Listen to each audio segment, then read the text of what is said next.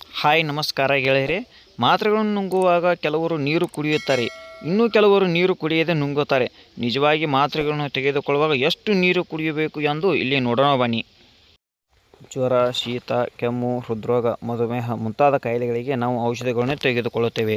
ಮಾತ್ರೆಗಳನ್ನು ತೆಗೆದುಕೊಳ್ಳುವಾಗ ಕೆಲವರು ನೀರು ಕುಡಿಯುತ್ತಾರೆ, ಇನ್ನೂ ಕೆಲವರು ನೀರು ಕುಡಿಯದೆ ಮಾತ್ರೆಗಳನ್ನು ನುಂಗುತ್ತಾರೆ. ಆದರೆ ನೀರು ಕುಡಿಯದೆ ಮಾತ್ರೆಗಳನ್ನು ನುಂಗುವುದರಿಂದ ದೇಹಕ್ಕೆ ಎಷ್ಟು ಹಾನಿಕಾರಕ ಎಂಬುದು ನಿಮಗೆ ತಿಳಿದಿದೆಯೇ?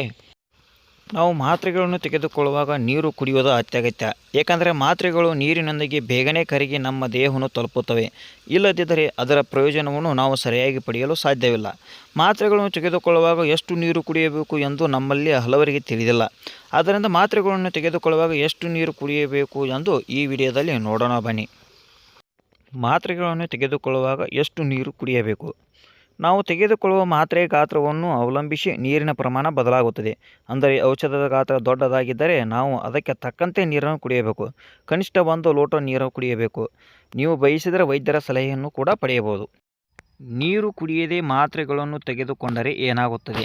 ಮಾತ್ರೆಗಳನ್ನು ತೆಗೆದುಕೊಳ್ಳುವಾಗ ನೀರು ಕುಡಿಯದಿದ್ದರೆ ಅದು ಜೀರ್ಣಕ್ರಿಯೆಯ ಸಮಸ್ಯೆಗಳಿಗೆ ಕಾರಣವಾಗಬಹುದು. ಇದು ಹುಣ್ಣುಗಳಂತಹ ಕಾಯಿಲೆಗಳ ಅಪಾಯವನ್ನು ಹೆಚ್ಚಿಸುತ್ತದೆ. ಆದ್ದರಿಂದ ನೀವು ತೆಗೆದುಕೊಳ್ಳುವ ಮಾತ್ರೆಗಳಿಗೆ ತಕ್ಕಂತೆ ನೀರು ಕುಡಿಯಿರಿ.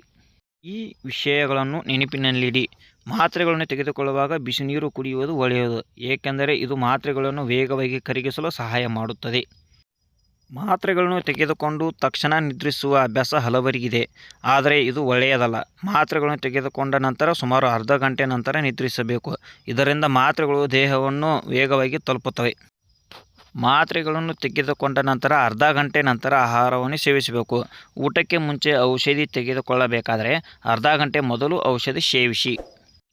ಮಾತ್ರೆಗಳನ್ನು ಹಾಲು, ಜ್ಯೂಸ್ನಂತಹ ಪಾನೀಯಗಳೊಂದಿಗೆ ಸೇವಿಸಬಾರದು, ಏಕೆಂದರೆ ಮಾತ್ರೆಗಳು ಕರಗಲು ಹೆಚ್ಚು ಸಮಯ ತೆಗೆದುಕೊಳ್ಳುತ್ತದೆ.